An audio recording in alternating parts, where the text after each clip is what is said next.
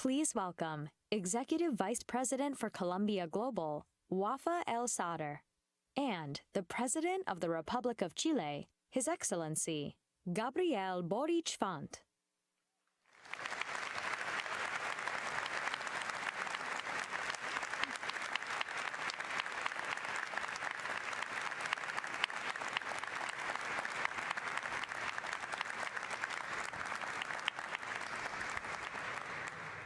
Well, good afternoon and welcome all to Colombia's World Leaders Forum. It's great to have you all here today for this very important conversation. I'm Wafa El Sadr, as you heard, and I'm the Executive Vice President for Colombia Global. I'm also the Director of ICAP and Colombia World Projects. And it's my pleasure to welcome you today to this leadership forum today, here in Lowe Memorial Library. Welcome, Your Excellency, President Gabriel Boric. It's great to have you here. Welcome to the First Lady, Mrs. Irina Karamanos, and honorable guests who are joining us today from the Republic of Chile. I would first like to acknowledge the co-sponsorship of this event by Colombia's Center on Global Economic Governance and our Institute of Latin American Studies. Thank you both for co-sponsoring this event. And we're very happy today to have the Institute's director with us, Professor Vicky Murillo, and who will be moderating the discussion today. Welcome, Professor Murillo.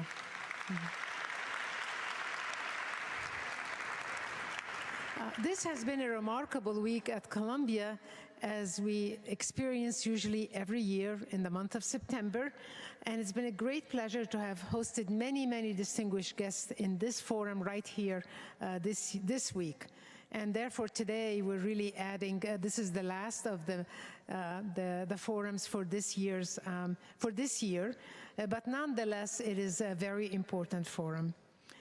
As you're aware, world leaders come to Colombia because they appreciate the importance of engaging with the communities like the community of Columbia University.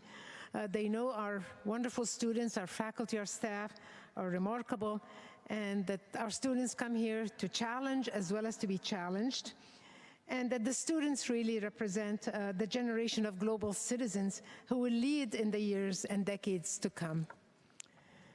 At Columbia, we take very seriously our mission to engage with the world beyond the academy and address the greatest challenges facing our global society. We call this the fourth purpose of the university, as was articulated by our president, President Lee Bollinger. And initiatives like the World Leaders Forum, Columbia World Projects, and our global centers are evidence of the commitment to this promise in action. Now, Columbia University has a long and extensive history of relationships with Chile, the academic community, and governmental institutions. There's just a book that's been published of a 100-year history of collaborations and relationship between Colombia and Chile.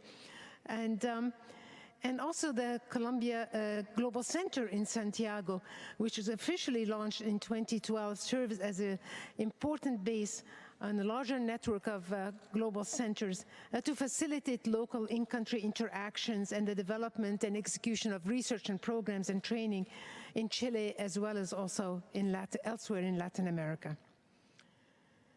We are very pleased to host President Gabriel Boric today, who was sworn in just very recently in March of 2022 after a hard-fought election, congratulations, in which he promised to lead Chile transition into a fairer nation that better serves the interests of its people. For the students in the audience, you'll be happy to hear that the president got his political start as a student leader, so that's good, and I'm sure he may share or may respond to your questions about that. And he rose to prominence in waves of unrest that rocked the country over deep inequities that have long plagued Chile as well as other countries in the region. In a speech, actually, at the UN General Assembly on Tuesday, the president drew on the experience of his own country and warned of the dangers of social unrest if governments were not responsive to the needs of their people. Today, he will speak about all of this and more in the conversation with Professor Murillo, and it's an honor to host you today.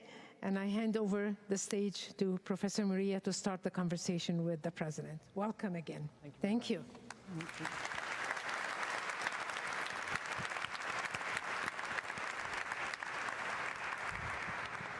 Hi, it's a pleasure to have this chance to have the conversation and an honor. And I have 3 questions, 2 of which are based on the student questions sent to us and one that's my own. And I want to start with one about yourself. You're a very young president, the youngest in Chile. And your political activism as a student was a crucial part of your political experience. You're now talking to an audience of students who want to learn from your experience. So can you tell us, how did your political experience as a student activist shape your worldview and the political goals that you have set for yourself as President of Chile? Sure. First of all, thank you for inviting me here. It's really an honor to be with you all. I think there might be people outside that can't enter. I don't care if they are stand. This is hybrid, so it's being shown in your. You can watch it in your computer if you cannot be inside. Oh, there is people. There is people outside. Didn't know. Or your phone, because there is. Well, hi guys. I'll do my, as you know, English is not my mother tongue. I'll do my best to explain myself in English, but if I can't, I think that you have translators, so might be switching language with some ideas. I started in politics. My reflection in politics started when I was like 12 years old. I'm from the south of Chile, from Punta Arenas, and it's really far away from everywhere in the world. It's closest to Antarctica, so you can imagine how it is. And we felt really isolated of Chile, actually, but I realized that there was a history that we had in common and it was about suffering. I remember when I was really young asking my father about a protest that was happening in La Moneda, outside La Moneda. It's the presidential palace, right? And there were some people demanding or asking where are their familiars, because they were disappeared since the dictatorship we had in Chile. And I was like 10 years old, and I asked my father, like, what's going on? Why did the government doesn't tell them where they are? So my father explained me that something has happened in Chile when I wasn't even born in 1973, and because of the coup d'état, there are people that is still missing. And I couldn't really understood it at that time, but I felt like something was wrong. And I started reading. I started reading about history, and then I realized that the history that we were having at school didn't face the harms or the pains that our country had. And that made me really interested in learning more. And I understood quite quickly that there's no way to change things but to compromise, but to commit, to commit. And I started with, and that couldn't be an voluntary, or no, not a voluntary, an individual act. We had to aggregate in a collective way in order to change things. We were very little, or a very small group that thought that way in Punta Arenas in the 90s, but we started reading, and so my first approach to politics was in school because of the history of Chile, because of the wounds that we had. And then when I went to college, to university, to Universidad de Chile, I realized that it was possible to change things, but not like screaming a lot. I understood that radicality wasn't equal to screaming or saying a lot of adjectives, but to convocar a mucha gente. Bring many people together. Bring many people together and convince. And so we started working on that, and here we are. And here we are. That's pretty impressive.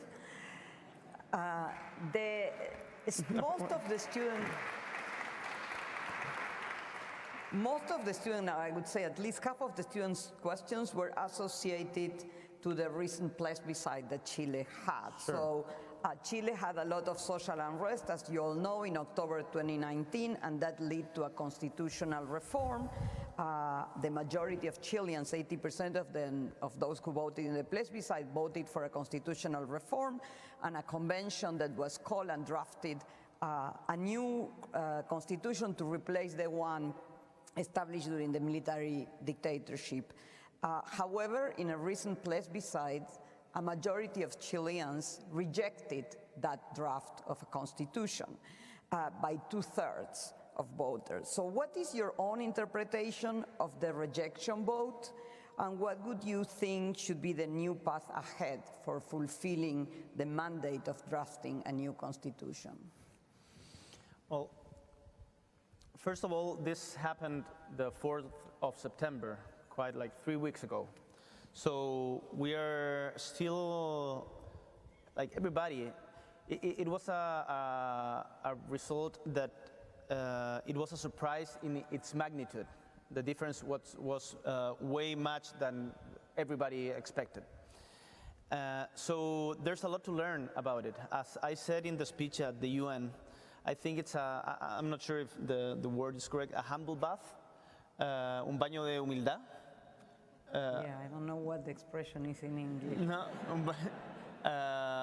well, to feel humble. Yeah, it forced us to look at the things we were doing in a more humble way, and to understand that Chilean people, the big majority, as you said, voted for a new constitution in October 2020, but not any constitution.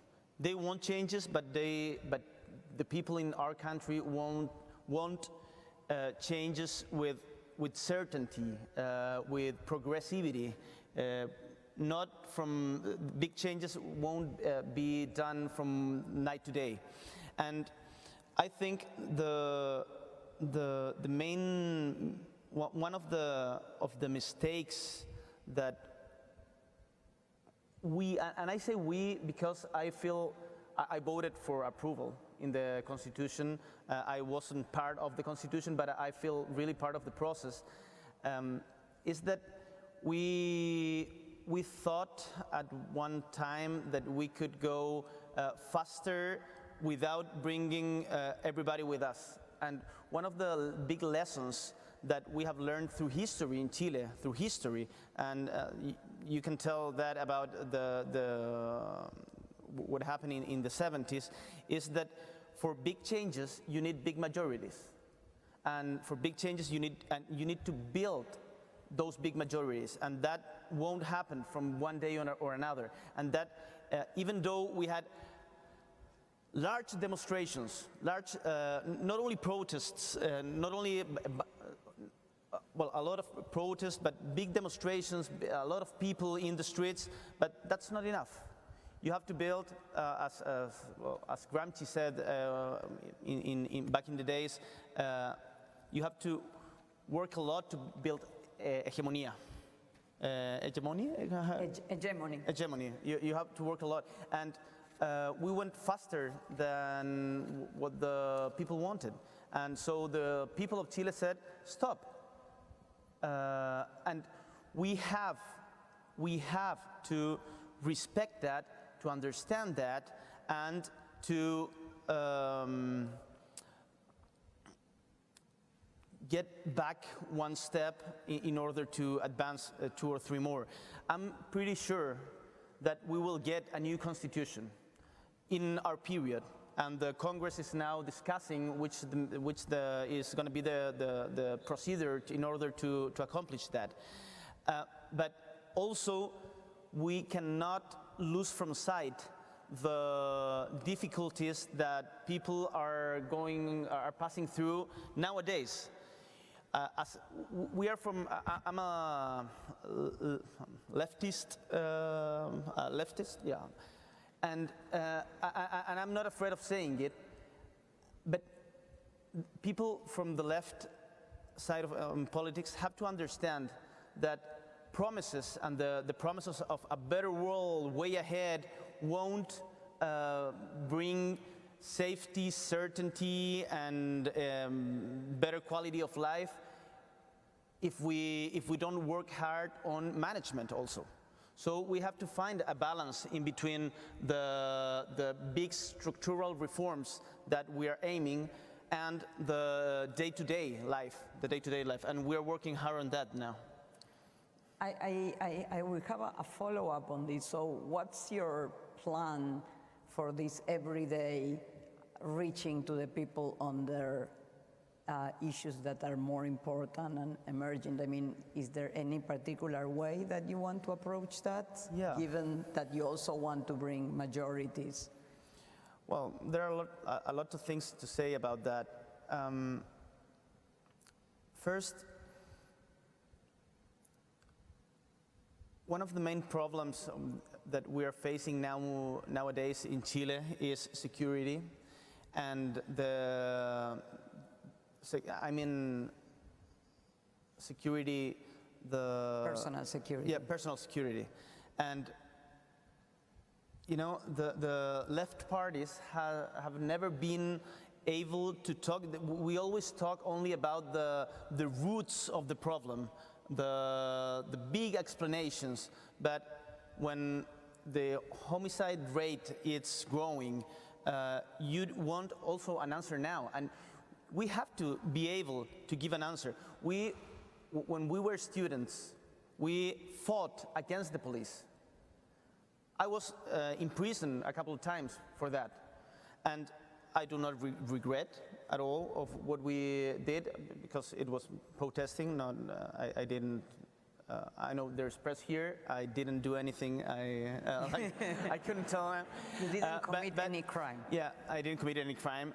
But we now have another responsibilities, and we have to provide safety to our people. And that it's not contradictory, and there are there's a trauma in the left parties to talk about security, and we have to offer security to our people. Also, we are having a big problem, not only in Chile, I know in the States also, in almost every country in Latin America at least, except Bolivia maybe, with inflation. The cost of living is going higher and higher, and there's a big temptation in order to try to solve that by taking atajos, shortcuts, by taking shortcuts and like spending or printing money. And we have a really commitment with fiscal responsibility, and we know that way it's going to take longer for us to recover our economy. Maybe it's going to be, maybe some days it's going to be unpopular, but we know, and I'm really convinced that that's for the best, and for making changes that last in time. We have to be responsible in the way we spend money, and that's one thing that in Latin America, at least, not everybody seems to be convinced, and we are working really hard on it. So security and everyday life, the cost of living are one of the priorities. But that doesn't mean, and I want to reinforce this, that we have to abandon or we have to forget why we came to power. We came to power with a mandate of change. We came to power in order to change the structure of things, not only to administrate what we have. And we are going to do our best to do that. And I don't really feel that we are going the wrong way if we are going slower. I always say we might go slower because we're going far away. Thank you. So I'll ask my last question and then we will open to student questions. Latin America as a region is experiencing difficulties with democracy. I see it like two different challenges. First, there's a lot of popular discontent with the way democracy is working and the fact that it's not always perceived as helping improve the welfare of its citizens. And that results often in protest and polarization in elections, as you've seen in Chile. There's also a second challenge, which is a shift towards authoritarianism in some governments in the region that repress dissent and does not allow for democratic challenges. So if you want to look at the region as a whole and these dual challenges, what do you think would be passed towards building a stronger and more just democracies? Well, you cannot take democracy for granted nowadays. We are, in our country, Chile, has 32 years of democracy. And we are getting stronger, but still it's weak. You saw what happened, for example, in Honduras a couple of years ago. What happened in Bolivia a few years ago. What happened in Paraguay. What's going on in Brazil in a different way. What happened not nowadays with Bolsonaro, but what happened with Dilma. And there are a lot of leaderships that really, or it seems to understand democracy as just a tactic. And we have to be profoundly committed with the sense of democracy, and that implies at least two things. One, you can lose. Two, you have to respect the opinion of the one who thinks different from you. I always say a phrase that synthesizes what I think, that it's from Albert Camus, that he said in his chronicles when he wrote. He was the director of the Combat, a diary, a newspaper from the Resistance in France. And he said once, he wrote once, in politics, doubt should follow your convictions as a shadow. And I think that is really, really important. Doubt should follow your convictions as a shadow. Because if you are not able to doubt from what you're doing, that doesn't mean that you have to be insecure. That means that you have to question yourself what you're doing and try to listen what someone else has to say about what you're doing. Because if you don't do that, you become a fanatic. And we've seen fanatics. You've seen them here in the States, the last president. I mean, we have them on. We have them on Chile also, and that means that you might be wrong. And I think that's really important for democracy. I had a really great talk to Emmanuel Macron, and I told him my main reference in France, or the people which we had relations, political relations, are La France Insoumise, the Jean-Luc Mélenchon. But one of the things I value from what Macron is doing now is that he doesn't take democracy for granted, because he had to face Le Pen in the last elections. And that means that we have to compromise with people that not necessarily think exactly the way we are. Politics, for me, it's not a place for feeling well and like going to bed thinking, okay, I standed on my convictions and I didn't move 1 centimeter from what I thought, but I didn't change anything. That's not worth it. Politics are for changing for better people's life, and you have to do that. For doing that, you have to be very humble, and that's really hard when you're in power, because as you can see now, I'm talking to like 200 students, and that gets you dizzy sometimes. So you have to always remember why you are here, why we're doing this, and let doubt follow you as a shadow. Thanks. So the students could line up for asking questions. If you want to ask a question, you can line up behind the microphone, which is there. Can you see the microphone? So you need to line up there.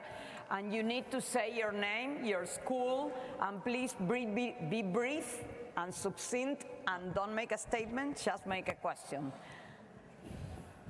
So the first person, please.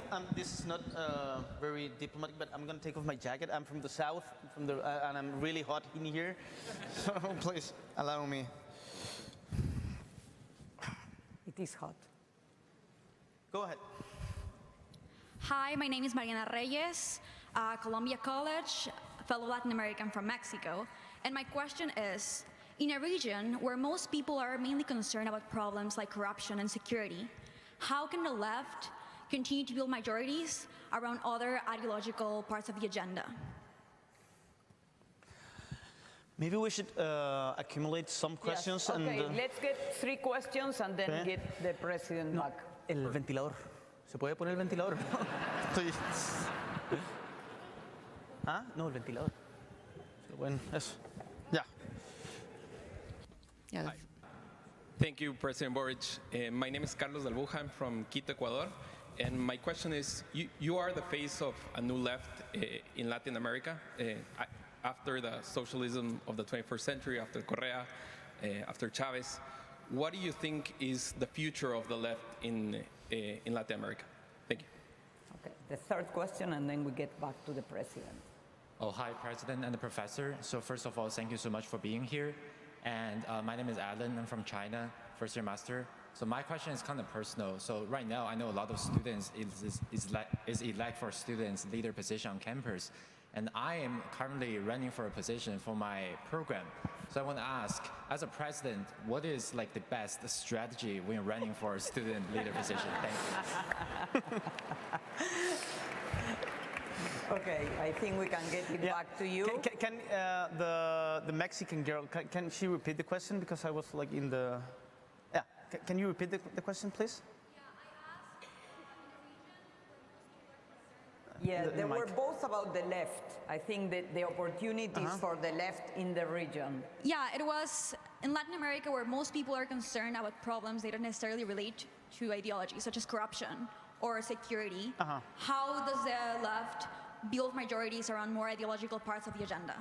Yeah, I think both the 2 first questions were about what should the left do, or the new left do in Latin America.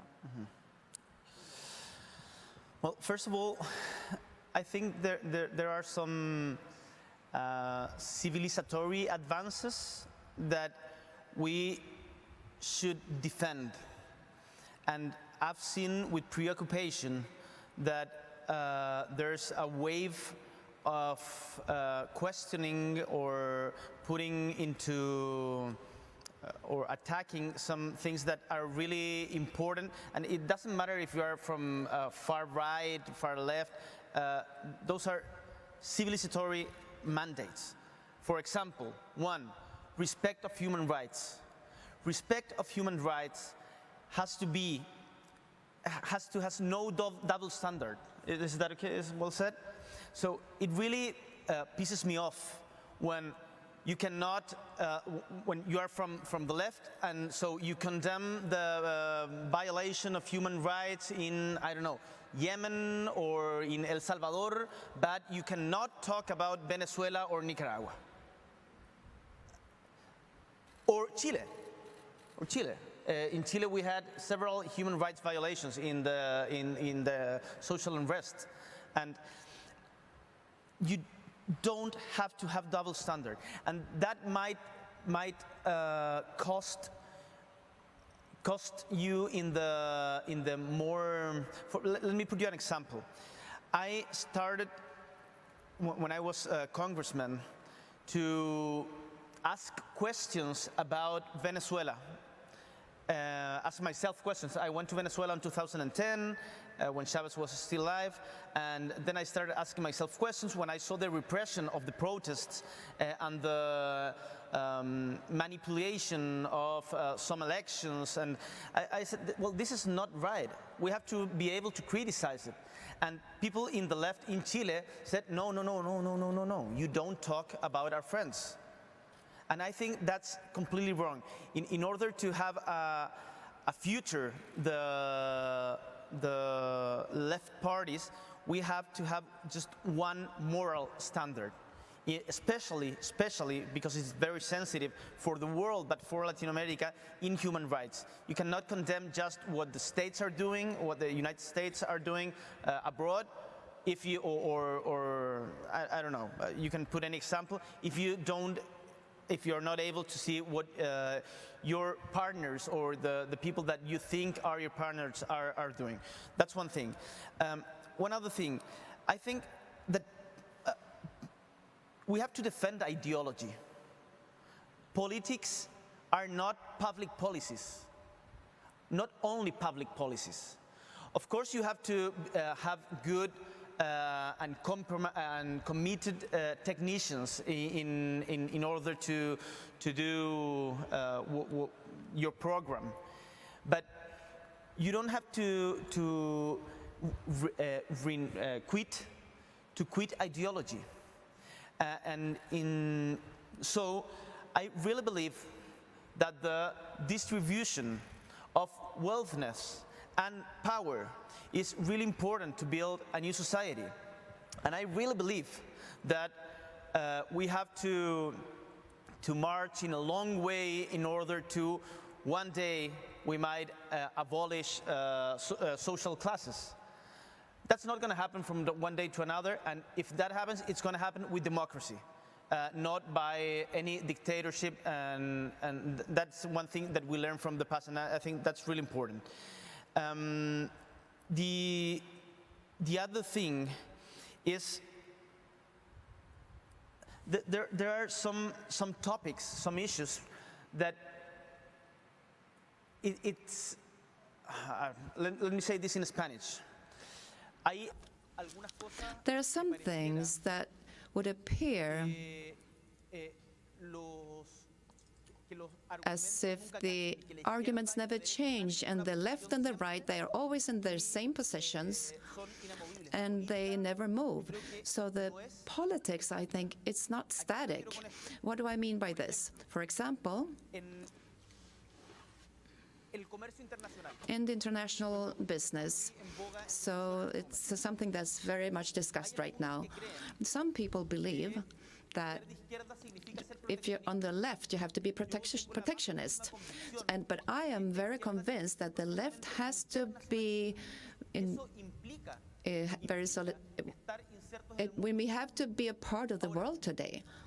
So how can we make sure that this will benefit the people and not only the large companies? That is a different topic, different discussion, but we cannot fall into some sort of economic situation that, I mean, we have to realize some things, we have to have a progress, we have to change our view, our aspect of socialism in the last century, because that failed. And so we have to take ownership of that failure. And this doesn't mean that we need to then think that neoliberalism is the only solution. Not at all. I think we're trying to find them nowadays in Latin America with Gustavo Petro, and with other partners. And for the last question, I understood that He's running, él está presentándose a una candidatura estudiantil y te pidió ayuda, sugerencias. Well, he's running for a position as a student. Advice is, one guy once asked me in Chile, how can I do it? I want to be president of Chile, he told me. How can I do it? First of all, don't wish to be president of Chile. So go slow. Beware of the preoccupations that your partners have. don't. You know, Lenin once said something that I think it's very lucido. Lucido? Sí, brilliant. Brilliant. He said, being ahead of your time, it's an elegant way of being mistaken. So go slow. Okay, we're gonna go to that side, so maybe 3 questions on that side. My name is Devin. I'm enrolled in the School of General Studies. Sir, you're one of the youngest world leaders on a stage that's increasingly led by some of the oldest leaders we've ever had, especially in this country. What do you think it took for Chile to embrace its next political generation? And what do you think it'll take in other nations around the world for people who want change to elect their next political generation to office? Good question. Hi, my name is Alexandra. I'm studying sustainability management here at Columbia. I'm curious to know your opinion about how to prioritize Indigenous community rights with the increasing pressure for extracting minerals like lithium and copper, and for the clean energy transition. Hello, my name is Nassam, and I'll take the liberty of asking this question in Spanish, dado que yo también soy chileno. Bueno. My question to you is a little putting aside, it's a little more of a reflection. I want to ask you about your reflection after 7 months governing in terms of the expectations versus realities. You as a student, as an activist, things that when you're on the other side of the fence, you thought it was simpler maybe than you realized they're not. At the same time, I want to ask you if this has allowed you to have more empathy with other governors before you. Maybe when you were a student, you didn't have that perspective. Okay.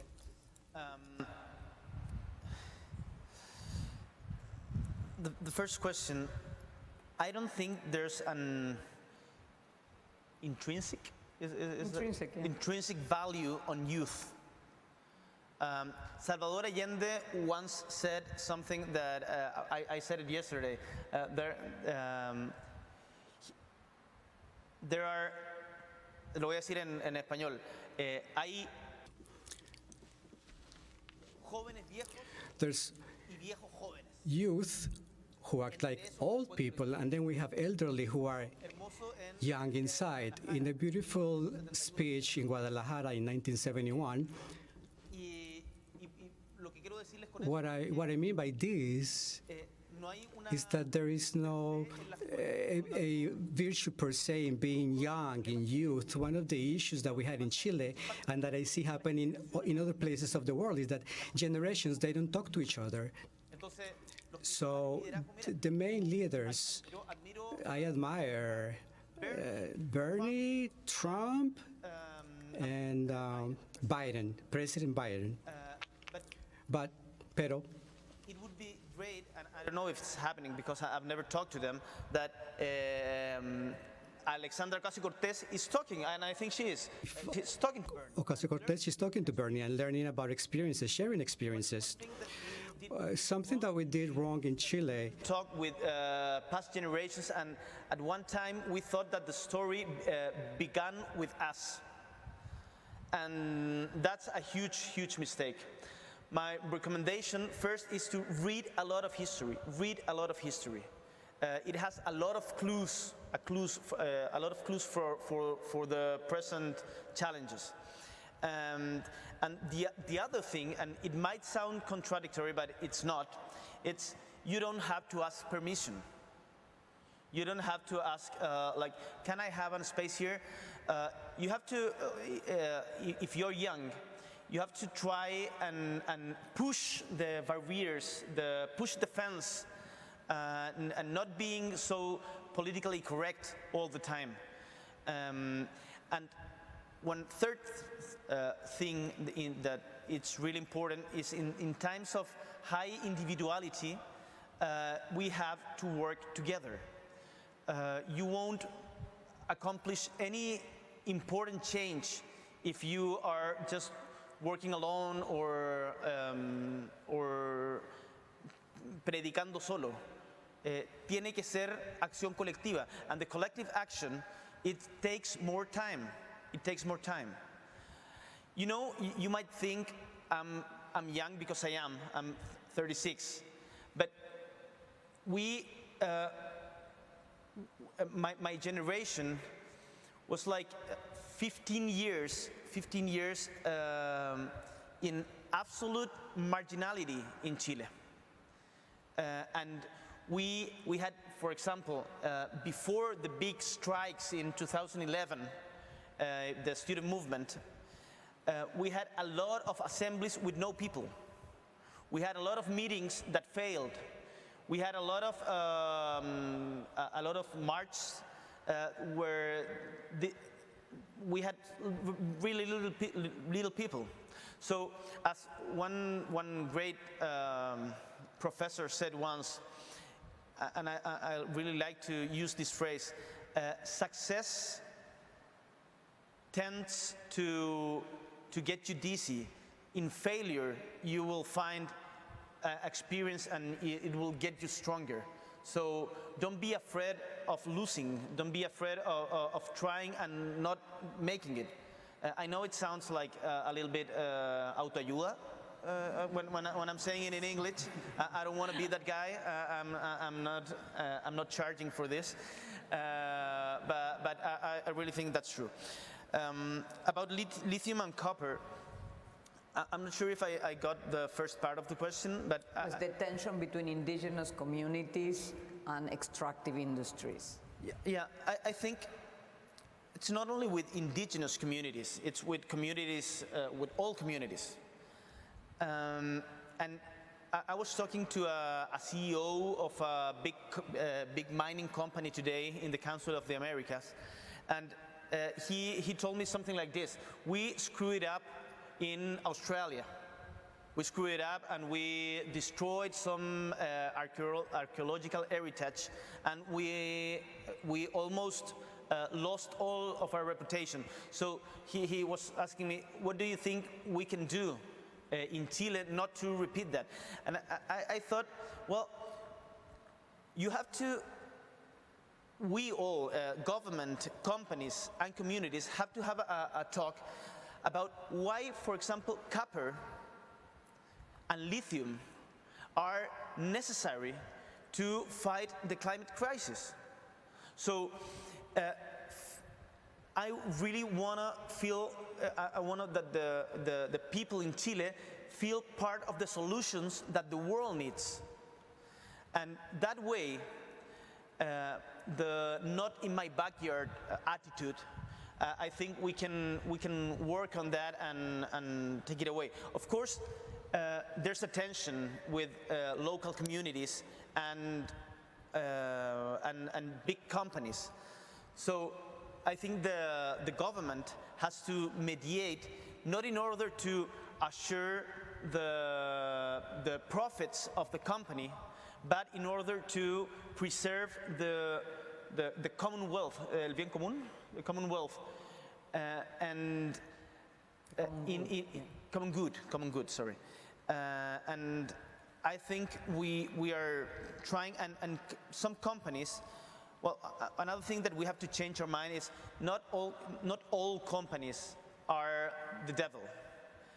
There are some that really are, some really like the devil, but not all of them. Not all of them, and there are companies that are really trying and thinking how can we contribute to facing the big troubles that we have in the world, and we have to do partnership with those. And I think that if you involve indigenous communities, local communities from the start of the process, we will get to an agreement that it's not only about money, because one big mistake that big companies do is they go to a community, they offer a lot of money, and if someone say no, they offer more money, and they break up communities, and that really screw it up. That's not the way. That's not the way. We have to talk about which is the common good that we are chasing, and that might take a little bit longer. But we also have to know that we don't have much time. Let me, I'm sorry, I'm talking too much. No, I'll go ahead. No, but there was a last question about what changed now that you are in power, Chilean of your view from when you were, I guess, out of power. You know, when I came to office, one minister of Piñera gave me a guitar as a gift. And he was a really nice guy, Juan José Osa. And he told me, you will find out that other things with guitar. I don't know if you say this it's a slang, otra cosa con guitarra. It doesn't feel the same when you are in power. That's what he wanted to say. And of course it's true. But I don't feel comfortable with saying because I'm in power, now people that are in power have to empathize with people that were in power before, because, for example, I think that we would have done things different as the last government did. I don't think that we are morally better than them. I think we are ideologically different from them. And so power it's not a place that forces you to go just one way. It's true that there is a lot of incentivos para acomodarse, para no cambiar. Incentives. So, yo por lo menos creo de que it's good to feel a little bit uncomfortable in power in order to don't forget why you're here, where you come from, and still fight for your ideals. You don't have to quit your ideals to be in government. Okay, so we have less than 10 minutes, so we'll take one at a time. Hi, thank you so much for being here, Mr. President. My name is Magdalena Palavecino. I am from Chile, and I am studying at Melman School of Public Health. I'm getting a master's in health administration. And my question has to do with what Professor Murillo asked earlier. I know she mentioned what the plan is to gather the country together and to move forward with the creation of a new constitution. I know you talked about the priorities of the government today, that being personal security and tackling inflation, but is there a plan in place today on how the Constitution is going to be rewritten? Yeah. Is it going to be through the Congress, or could you provide some insight on the new Constitution and that process? Sure. Thank you. I think mejor que contestes una a la vez por el tiempo. Yo no estoy tan apurado. No, pero el evento termina a las 4. I'd rather you answer one at a time. ¿Quieres quedarte más? Todo You can stay longer if you want. It's good with us.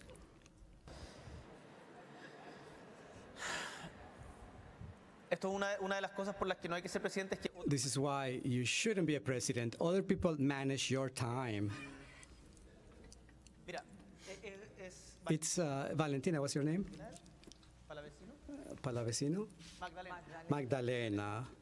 Es una pregunta That question is very sensitive because right now we are having negotiations in Congress in order to decide how to move forward. And the government, we have an opinion as far as how we have to proceed. However, we also understand that our main role today is to facilitate that agreement.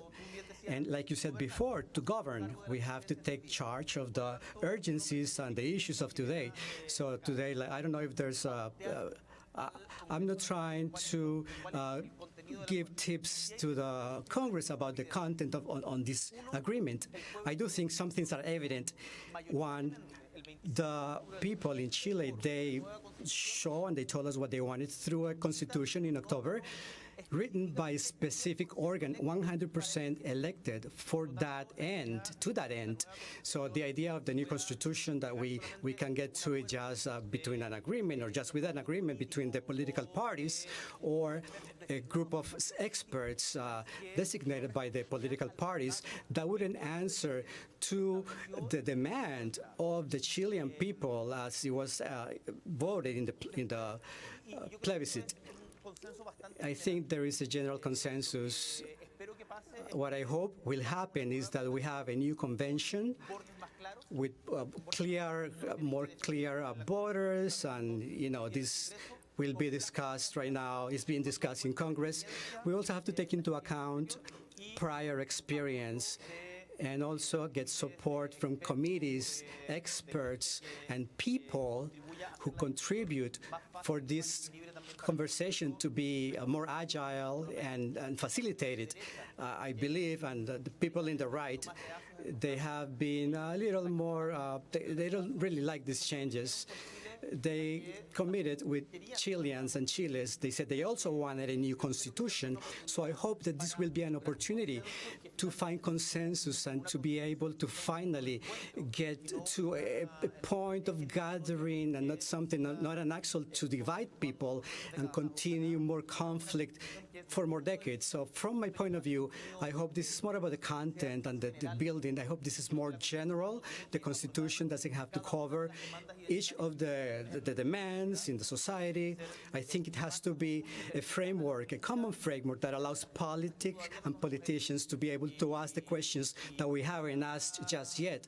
And I do hope that this consensus will happen soon in Chile to assure others that, well, in Chile, we're tired, we're exhausted on this topic. So I hope that we can reach an agreement pretty soon.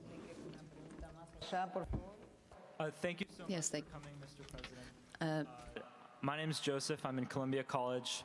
So you mentioned earlier that the left has historically had trouble discussing security issues, and specifically personal security ones. And I know that around the world, a lot of right-wing governments and leaders have adopted the idea of personal security and securitization and implemented them in a lot of their policies.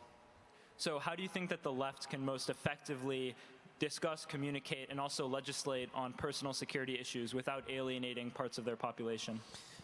Well, we have to avoid, I don't know if, penal populism, populismo penal. We have to avoid penal populism. In Chile, we're having a problem that if a crime is committed, one congressman stands up with a law for that kind of crime. And that it really distorts the necessary, how you can say this? No, the equilibrium that the penal system has to have. But we have to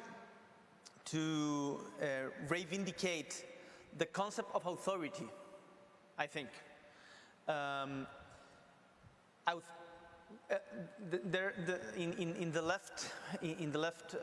In the new left, because in the 20th century it wasn't like this, there is like a mood of saying any authority it's bad, it's like we want to keep far away from it. And we need, for example, the police. We need the police to make sure that laws are respected. And we have to reivindicate the value of law. And I think we have been a little bit weak in reivindicating that. Of course, we cannot abandon the structural causes of the problems. For example, one of the main problems I think that Chile has now is inequality. We cannot forget that the social unrest of 2019 came because Chileans felt that the growth that all politicians were talking about in the media, they didn't saw it in their daily lives. And that inequality expresses in how you build the cities, how much time you take in public transport, how long is the waiting list for health operations and stuff. So we can do both. We can reinforce authority and be like saying the police has to have the tools in order to combat crime, not being populist in a penal way, and in the other hand, struggling for structural reforms in order to achieve a more equalitarian regime. I know, and I'm a little bit frustrated with myself now, because I know that doesn't answer the profound sense of the question. I would love to, maybe if you like, we can we can have another conversation, or we can have in some more other days, like a virtual conversation, and I can write down some answers and trying to develop more profound ideas about this, because I don't want to become like one, as I said before, a leader of just big quotes. I know you are college students and you have deep preoccupations, and I would love to insist or go further on that. Thank you. One last question. Muchas gracias, presidente, por acompañarnos. Thank you so much, Mr. President, to be here. My name is Rosario. I'm getting a Master of Public Administration here at Columbia. I will ask my question in English. So we all know the relationship with indigenous people is a very important issue in Latin America in general, and today particularly in Chile. My question is, considering security is one of the most pressing issues in our country today, as you mentioned before, what solution or path do you see today to the Mapuche conflict that is threatening the Araucania region and its people? First of all, I don't think there's a Mapuche conflict. There's a conflict between the state of Chile and the Pueblo Mapuche. It's not their only problem. No, for sure not. And that's important because the way we phrase the problems shape them also. We used to say, when I was at school, and that wasn't long ago, I was taught that the conquest of the conquest of the south in Chile was called the pacification of the Araucania. And in Argentina, the conquest of the desert. The conquest of the desert. It was una política de exterminio. It was a policy of extermination. So therefore, it's important, I believe, to really try to show how complex this topic is. And the problem between the state of Chile and the Mapuche people, it is not mainly a problem of public order. It has problems that comes in public order, but it has to do with, yes, serious violence, which is intolerable. And there's no justification for this. From the brutal killings of people, and also there was an attack in Carbuco recently. That is all horrendous. So I believe in order to advance, we need to have a clearer policies regarding this, and we are working on this. And it's also some positive news in Chile to return lands. We need to progress against the autonomy, but this does not mean that the country is going to be divided. No. It's like an autonomy like they have in New Zealand and in Canada, and Bolivia are also working on this. And then to provide services that in that part, Araucania, does not exist many times. So we're talking about things like electricity, water, roads. And on the other hand, also be very strict, as you probably have seen, with the people who insist that violence is their path. No, violence will not be the way of solving this conflict, and we are going to pose the whole strength of the law against that. But at the same time, the majority of the Mapuche communities that are peaceful, we are going to move ahead with political policies, but also to recognize their existence and their situation and the right to exist as a people, and therefore their right to autonomy. Thank you. for this fantastic opportunity to discuss with us, and I think this has been great. I think everyone has been extremely pleasant experience of learning so much from this conversation and your answers to every one of us. Well, I learn a lot in this in this kind of activities, because you make us question ourselves. So thank you for the interest. I'm sorry we couldn't answer all the questions. I remember that we have an important meeting now. You'll find out in a couple of hours. But I'm really grateful for you, the teachers, University in Colombia, and of course the students. And I invite you to organize yourself, because the university, it's a really great place to think of the common good and then to take it out to society. Thank you very much. Thanks to you.